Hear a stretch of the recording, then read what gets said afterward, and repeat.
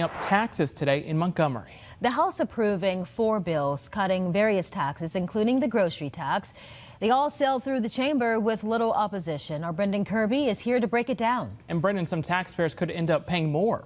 Yeah, that's right, Cameron and Lenise, and that's because a temporary provision that eliminated the state income tax on overtime is set to expire this summer if the legislature doesn't extend it, and a lot of lawmakers favor the tax cuts passed today instead.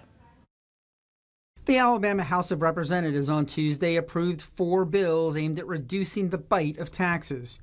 HB 386, which cuts the state grocery tax by 1 percentage point.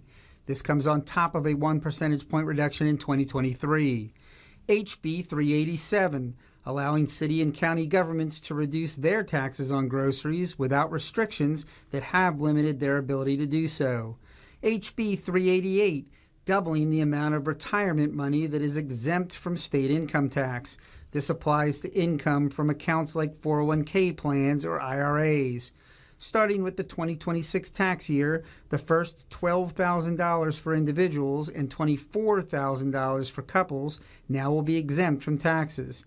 And HB 389, aimed at taxpayers earning less than $60,000. They would be able to claim greater deductions and exemptions that would reduce their taxes. Republicans in the House have chosen this approach in place of continuing the elimination of the state income tax on overtime pay that expires in June. That ended up costing the state more money than anticipated.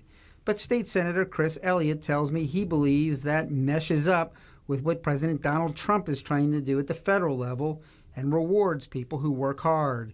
He says he doesn't believe this is an either-or situation. Now, I want to cut taxes on groceries as well, and I think there's a mechanism already to do that as we continue to see growth in the education trust fund budget. So I think we can do both. Folks in Mobile appear divided as well. Charles Welch says he doesn't qualify for overtime, so he doesn't benefit from the tax break on overtime pay, while Fred Hatcher says that he does benefit from it because he works a lot of extra hours as a contract welder. It would be more beneficial for me, and I could provide more. I could deal with the groceries. No sales tax on groceries because they're pretty high. I have 2 good-sized boys. Mobile City Council members I talked to Tuesday were non-committal on whether the city should reduce its tax on groceries.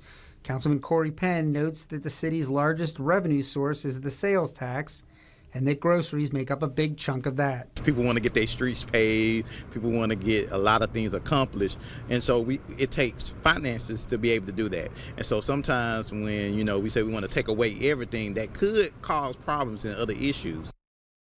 These measures passed today now go to the state Senate. If they pass there, the state grocery tax cut will take effect in September. And the tax effect making it easier for cities and counties to reduce the grocery tax also would take effect in June. The other 2 bills would take effect in the 2026 tax year. Reporting live in the News Center, Brendan Kirby, Fox 10 News.